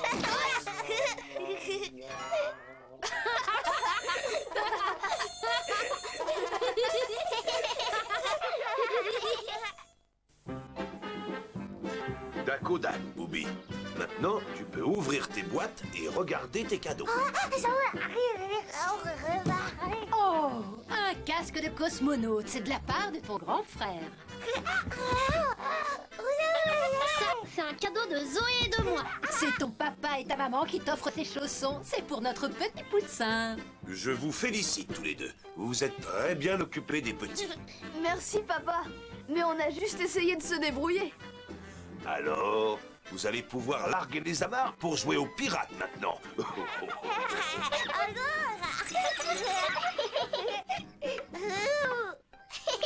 Et louper une super partie de Faites tous comme Booby?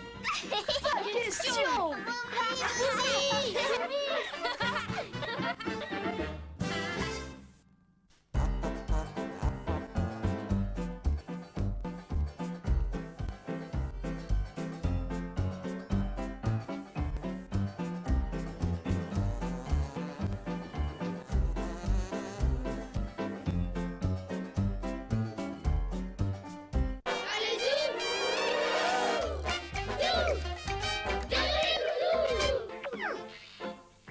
Mais où est-ce que tu t'es passé? Bah et toi? J'ai fait 15 fois le tour de la maison. Moi aussi. Je suis même allée voir dans le jardin, dans le garage, en haut, en bas, partout. J'ai pas osé t'appeler à cause de Pépé qui fait sa sieste. Bah oui, moi c'est pareil. Si on a été partout tous les deux, on aurait dû se rencontrer. On a été partout, mais nulle part au même moment. Ça alors? Tu te rends compte? On a dû se croiser sans se voir au moins 50 fois. C'est bizarre. Je suis sûre que si on voulait le faire, on n'y arriverait pas. Tiens, on n'a qu'à essayer. Ah oui, super étincelle comme jeu. Alors on joue à pas se trouver, Dakodak? Dakodak. 1, 2, 3, c'est parti! Balthazar traverse les pays. C'est comme ça qu'il se fait des amis. Balthazar traverse les pays. Et c'est comme ça qu'il découvre la vie.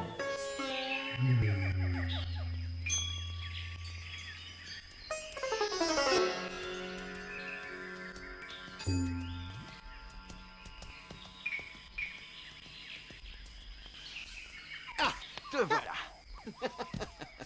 Je ne voulais vraiment pas te faire peur, Balthazar. Ça va, Ganesh. Ah, je suis content que ce soit toi. Pas mes grands-parents. Et pourquoi ça? Ben, c'est que je m'ennuie. Beaucoup trop avec les vieilles personnes.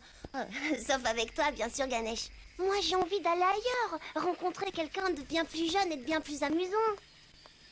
Cascade magique aux eaux profondes, emmène-nous découvrir le monde. Quel endroit extraordinaire, Ganesh! Oui, nous voici dans les îles Galapagos, un endroit unique au monde. Ici, c'est quand même mieux que de s'ennuyer avec papy et mamie, hein. Nanana. Bon, mais est-ce que je rêve ou il y a une pierre qui bouge? Je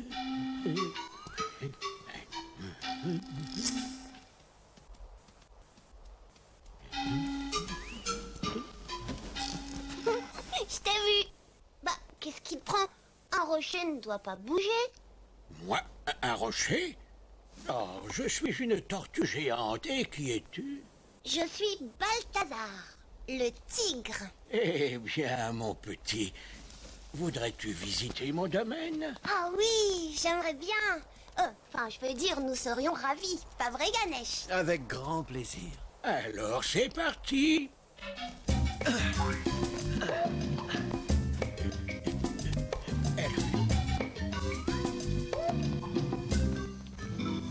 Oh là là, on n'arrivera jamais tout là-haut. Ne jamais dire jamais, fiston. Accroche-toi. Attention, c'est parti. Voilà. Waouh, comme c'est joli. Oui, pas mal en effet. C'est la lave des volcans qui a formé ces rochers multicolores il y a bien longtemps de cela. Ah, c'est beau. Tiens, un petit cadeau pour toi. Waouh. Merci.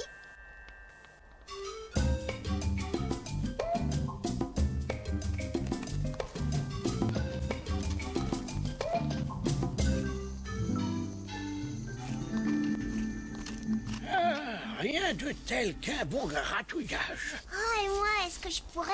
Oh, mais oui, je t'en prie. Oh, ça fait du bien. Tu as vu ce lac? Oh. Oui, tu l'as vu, oui. Avant, c'était le cratère d'un volcan. Je suis contente de te connaître. Tu sais tout sur tout. Eh bien, comme quand on a vécu 167 ans comme moi, mon cher Balthazar, tu te doutes qu'on a bien 2 ou 3 histoires à raconter, non? Je n'avais pas vu les choses comme ça. 167 ans. Toi aussi, tu sais plein de choses, Ganesh. Tu dois être très vieux, alors. Eh bien... Au revoir.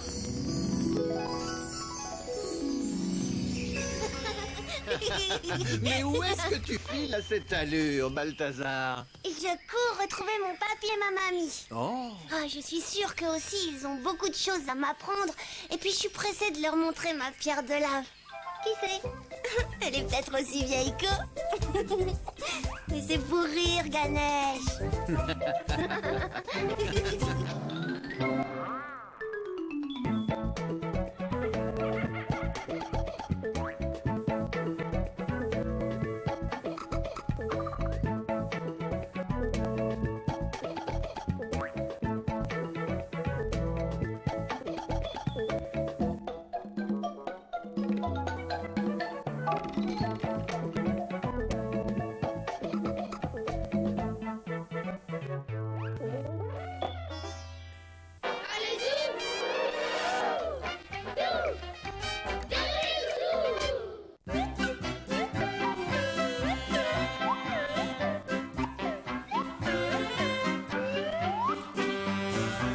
D'anniversaire, tous les zouzous sont chez nous. Un goûter d'anniversaire, on s'amuse comme des fous. Sortez tambour et trompette, aujourd'hui on fait la fête. Un goûter d'anniversaire, des ballons plein la maison. Un goûter d'anniversaire, on danse tous en rond.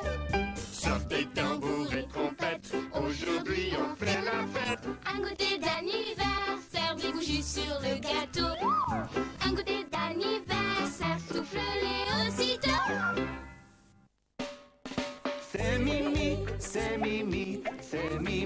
petite souris.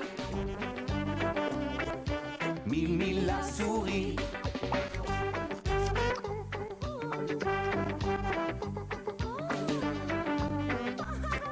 Mimi la souris. Le pique-nique.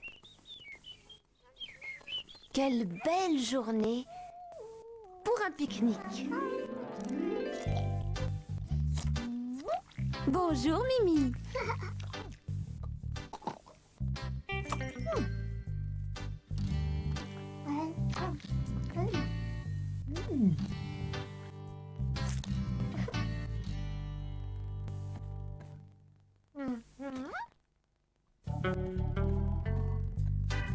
Et à part le sandwich, qu'est-ce que tu emportes pour ton pique-nique? Une carotte? Oui.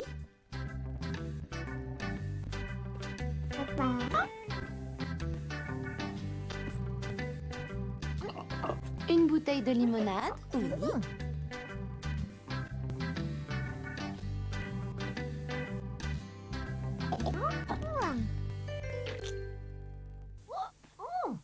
Tu as oublié quelque chose? Oh, miam miam, et une part de gâteau. Alors en route maintenant.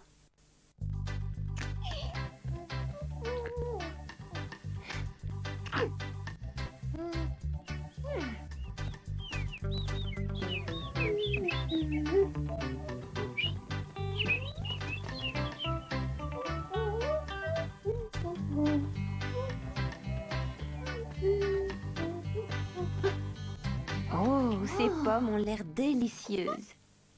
Oh, oh, mais tu n'arrives pas à les attraper? Oh, tant pis.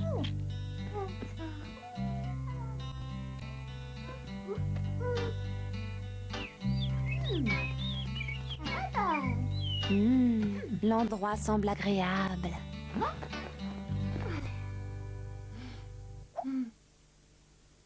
Alors, voyons ce sandwich.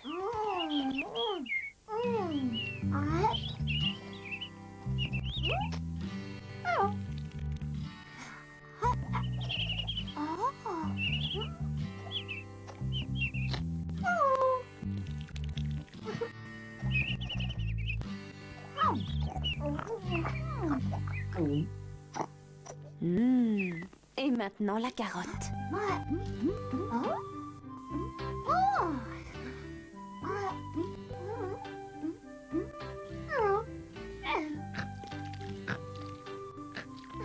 Ça alors?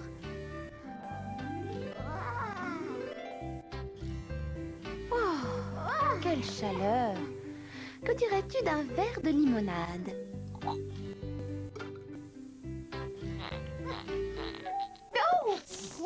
Oula!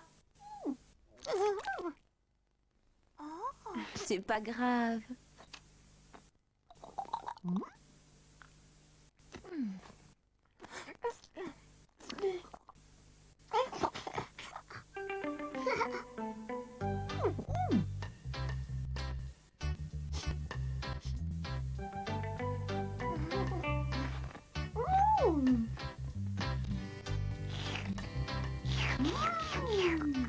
Il ne reste plus de limonade.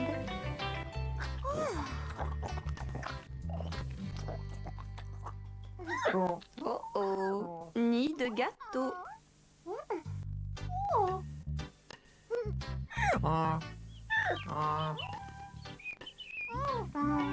Bon, eh bien, il n'y a plus qu'à rentrer à la maison.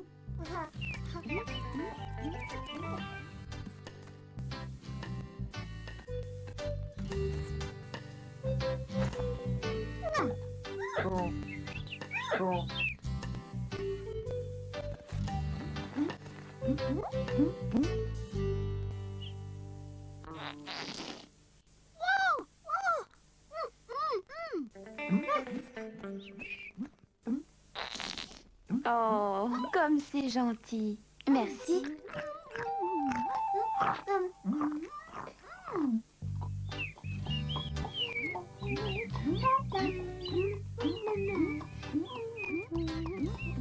Au revoir, Mimi. Au revoir tout le monde. C'est Mimi, Mimi la souris.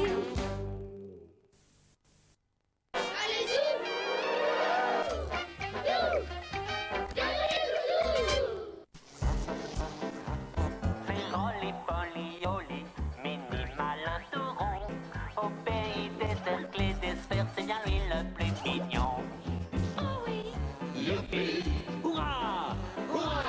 Au pays des cercles et des sphères, avec lui tout tourne rond. C'est Rolly, Polly, Oli, Mini malin tout rond. Au pays des cercles et des sphères, c'est bien lui le plus mignon. Ouais.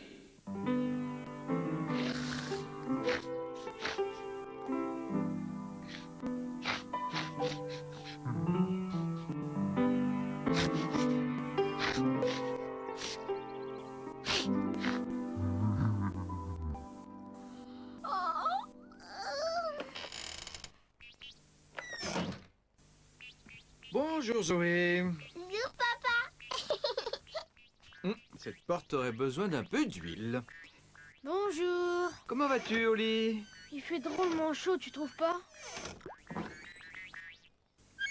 Tu grinces drôlement ce matin. J'ai l'impression que la maison n'a pas l'air dans son assiette. Ah, Qu'est-ce que c'est que ce bruit? ça je l'ignore. Il fait vraiment très chaud. Je vais aller vérifier la chaudière.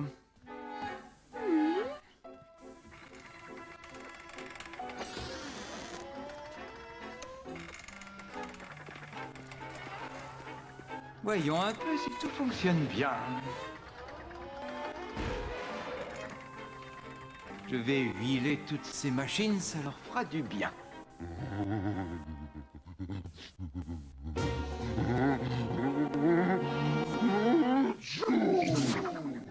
Wow! Oh! Oh! Zoé, rebondis. Oh, nom d'un petit boulon! Qu'est-ce qui s'est passé? Oh.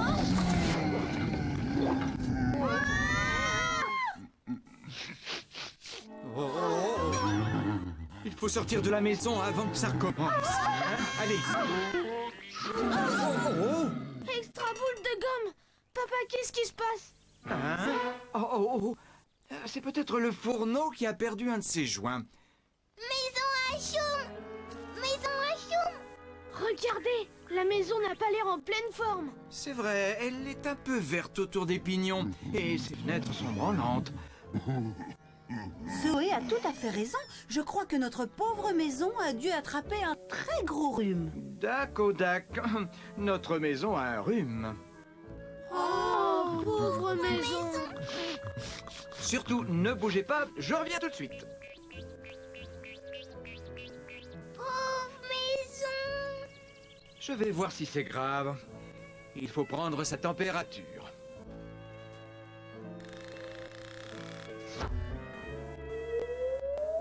Elle a de la fièvre? Le thermomètre est au maximum. Je ne vois qu'une seule chose à faire. Il peut arriver qu'une maison soit fatiguée et déprimée, alors elle tombe malade. La nôtre a besoin d'affection et que l'on prenne soin d'elle. Je vais tout de suite m'occuper de la cuisine. Zoé, aide. Et nous, qu'est-ce qu'on va faire? Eh bien, lorsqu'une maison ne va pas bien, la meilleure chose que l'on puisse faire, c'est de vérifier et de resserrer tous ses boulons pour la protéger des courants d'air. Salut Oli. Bonjour monsieur. Vous allez bien? Attends, Billy. Attention, Billy. Oh. Hyper bout de ficelle. Mais qu'est-ce qui s'est passé? Il n'y a pas de danger. C'est notre maison qui vient d'éternuer. Oh, j'espère que c'est pas contagieux. Maman vient de redécorer la nôtre. Ne t'inquiète pas, ce n'est pas grave. Notre maison a juste besoin qu'on s'occupe un peu d'elle.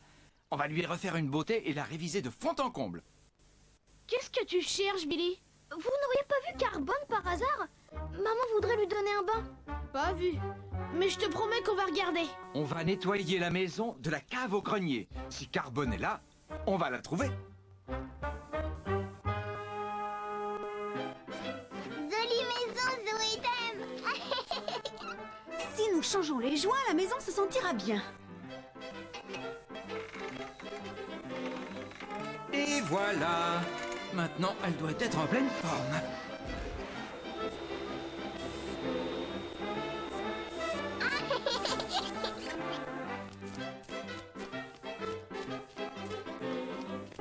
Et voilà. Maintenant, la maison devrait se sentir mieux.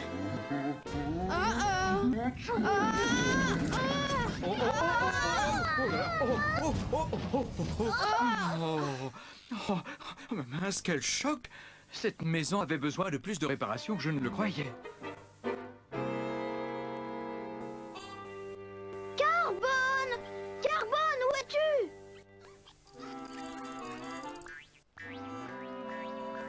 Carbone!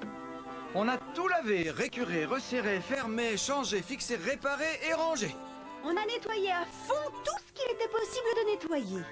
Et graisser tout ce qui était possible de graisser. Notre maison devrait être guérie maintenant. Zoé fait jolie carte. Maison guérie. Nous avons dû oublier quelque chose. Pauvre maison. Encore malade.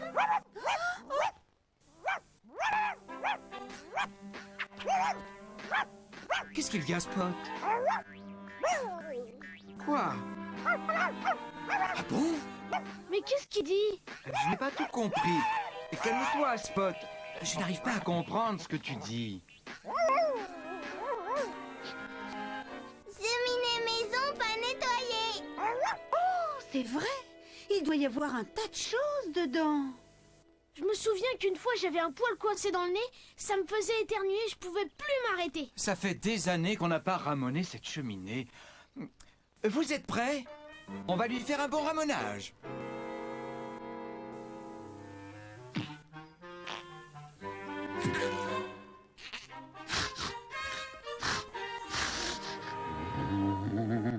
Oh là, cette cheminée est vraiment pleine de suie. Elle est complètement bouchée.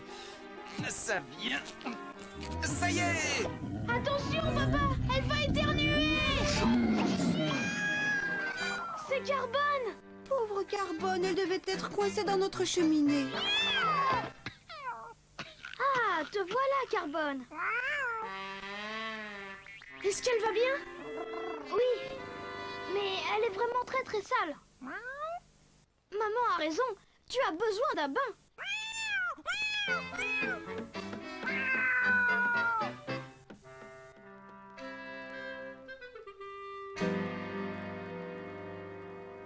Maintenant, je comprends pourquoi la maison éternuait. C'est pas seulement un poil qui lui chatouillait la cheminée, mais Carbone qui était coincé.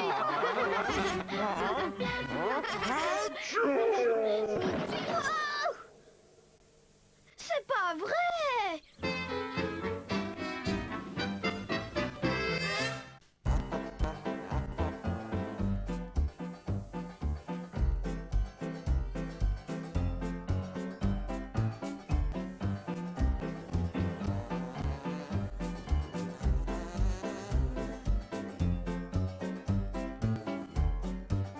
Debout les zouzous, zizan, c'est zouzou. Dakodak, les zouzous. On n'attend plus debout pour faire les 400 coups. Debout les zouzous. Les maternelles, présentées par Maïté Naviraben, dans quelques instants.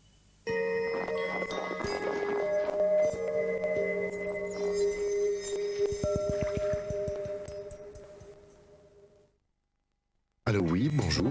Bertrand Mallet de Nex Assurance. 6 chevaux, 30% de bonus. Nantes, pas d'accident. En tout risque, 2200 francs par an. Les prix de Nex Assurance sont parmi les plus bas du marché. Je serai votre unique interlocuteur. Vous aussi, téléphonez au 0800 100 203. N'oubliez pas, 0800 100 203. Téléphonez maintenant pour un devis auto immédiat.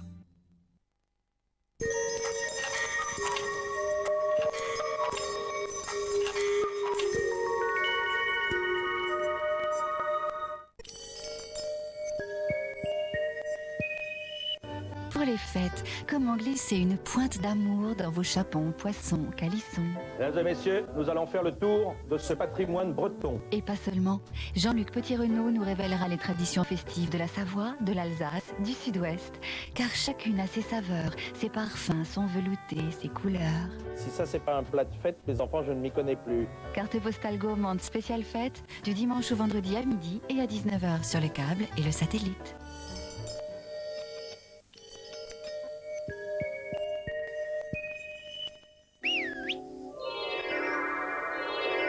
Vous êtes les Kalinours!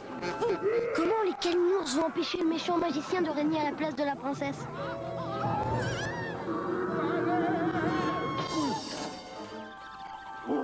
Jusqu'où iront-ils pour sauver le royaume? L'entrée secrète pour le pays des merveilles, c'est aujourd'hui à 16h05.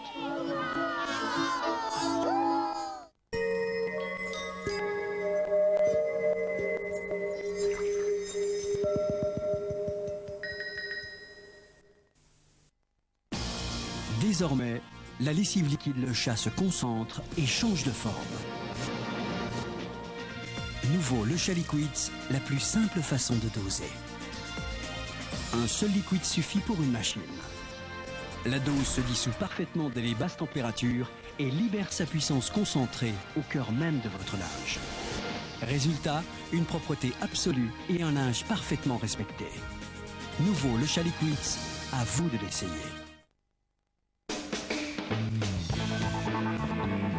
Fort. Arôme intense.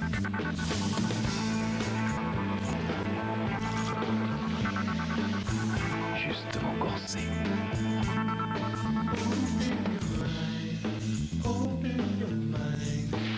Rigoureusement sélectionné. Sélection de Nescafé, intensément café.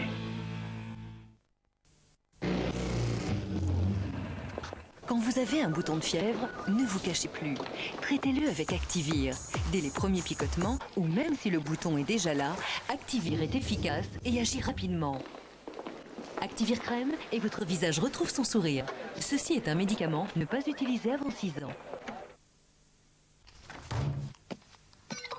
Ah, tu tombes bien, ça s'appelle la SPA. Maurice a encore bouffé tous les chocos suisses. Choco Suisse de Nestlé, une mousse fondante et légère au bon chocolat au lait suisse. Tu pousses le bouchon un peu trop loin, Maurice. Choco Suisse, signé Nestlé. Allô, oui, bonjour. Bertrand Mallet de Nex Assurance. 6 chevaux, 30% de bonus. Nantes, pas d'accident. En tout risque, 2200 francs par an. Les prix de Nex Assurance sont parmi les plus bas du marché. Je serai votre unique interlocuteur. Vous aussi, téléphonez au 0800 100 203. N'oubliez pas 0800 100 203. Téléphonez maintenant pour un devis auto immédiat.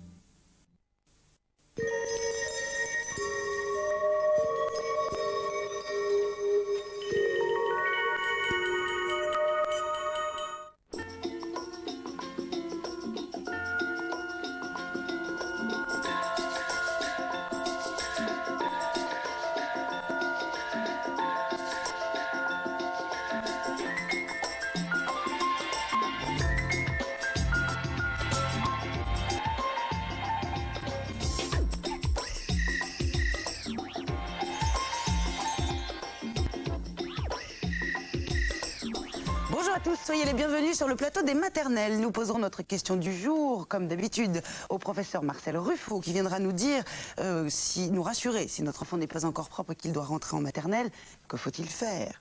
Il nous dira tout. Notre discussion du jour portera sur le bilinguisme.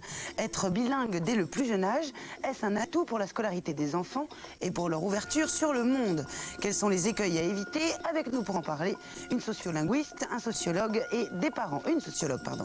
Notre documentaire T'as fait quoi à l'école qui nous emmène à Juvisy-sur-Orge où on a préparé Noël. C'était il y a quelques jours, bien entendu. Nous retrouverons notre pêle-mêle avec tous nos chroniqueurs et bien entendu Au Pays des Jouets qui va nous raconter aujourd'hui l'origine et la fonction des robots. C'est moi Nono, le petit robot. Bon, bref. Et bien sûr lesmaternelles.com avec Nathalie Le Breton qui viendra nous rejoindre après notre discussion du jour et pour faire le lien entre vous et nous. Mais tout de suite, ABC Bébé, une nouvelle leçon de puériculture. Après avoir appris déjà beaucoup de choses, nous allons nous renseigner aujourd'hui sur les premières dents de bébé.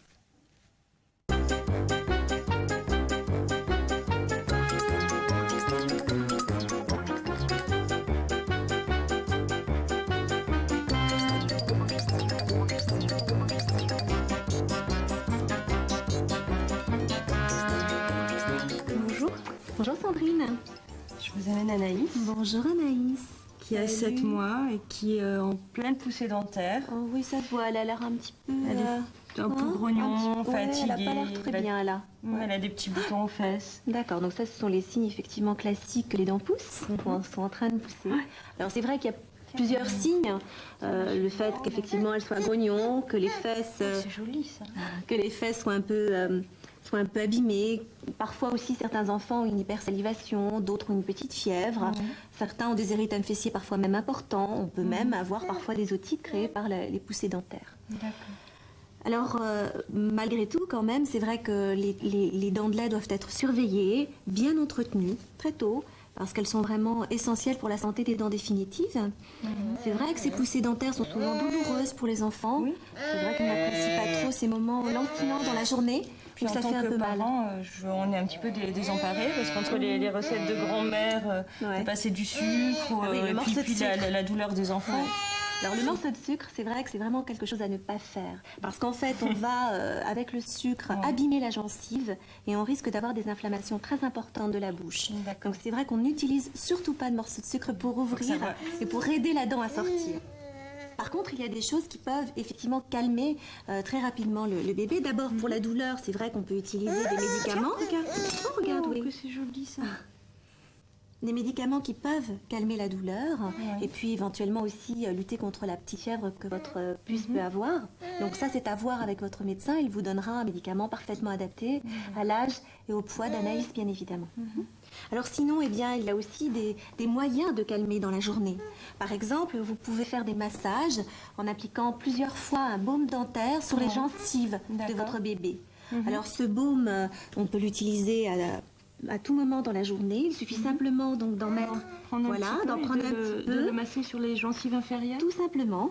Voilà. Peut-être. Je suis pas sûre là. T'as envie ou pas? Est-ce que tu as envie? Si t'as envie, si t'as pas envie, on n'insiste pas. Non. Alors il y a aussi des racines de guimauve. Là, ça, c'est vrai que c'est assez. La racine de guimauve alors. Ça, c'est assez proche par contre du remède de grand-mère. Et c'est surtout très intéressant pour les enfants parce qu'ils peuvent mâchouiller. Et ça, pour les enfants, c'est très important de pouvoir mâchouiller quand ils ont mal, quand c'est un peu sensible. Ça a l'air de lui plaire. Ouais, regardez, elle a l'air d'apprécier. Et puis sinon, eh bien, il y a effectivement les anneaux de dentition réfrigérés qu'on donne donc plusieurs fois par jour, là encore, au bébé, pour calmer ses douleurs au cours de la journée. Est-ce que tu veux essayer de le prendre? Ça t'intéresse? Ouais. Oui. Il y a quand même des choses à surveiller régulièrement dans la poussée des dents de l'enfant. Notamment, effectivement, avoir une alimentation équilibrée, donc pas trop riche en sucre. En général, on a tendance à donner de l'eau, par exemple, et à rajouter du sucre. Donc ça, c'est pas très bon pour les dents. Très important également, pouvoir faire un brossage bi-quotidien des dents lorsque l'enfant est en âge de pouvoir le faire, c'est-à-dire vers l'âge de 18 mois, 2 ans, à peu près. Donc on utilise une brosse à dents qui soit adaptée, bien entendu, à la bouche du bébé et un dentifrice compatible aussi avec un enfant en bas âge. C'est extraordinaire. L'aime déjà, c'est déjà gagné. Alors au général, on commence par montrer sur soi. Oui.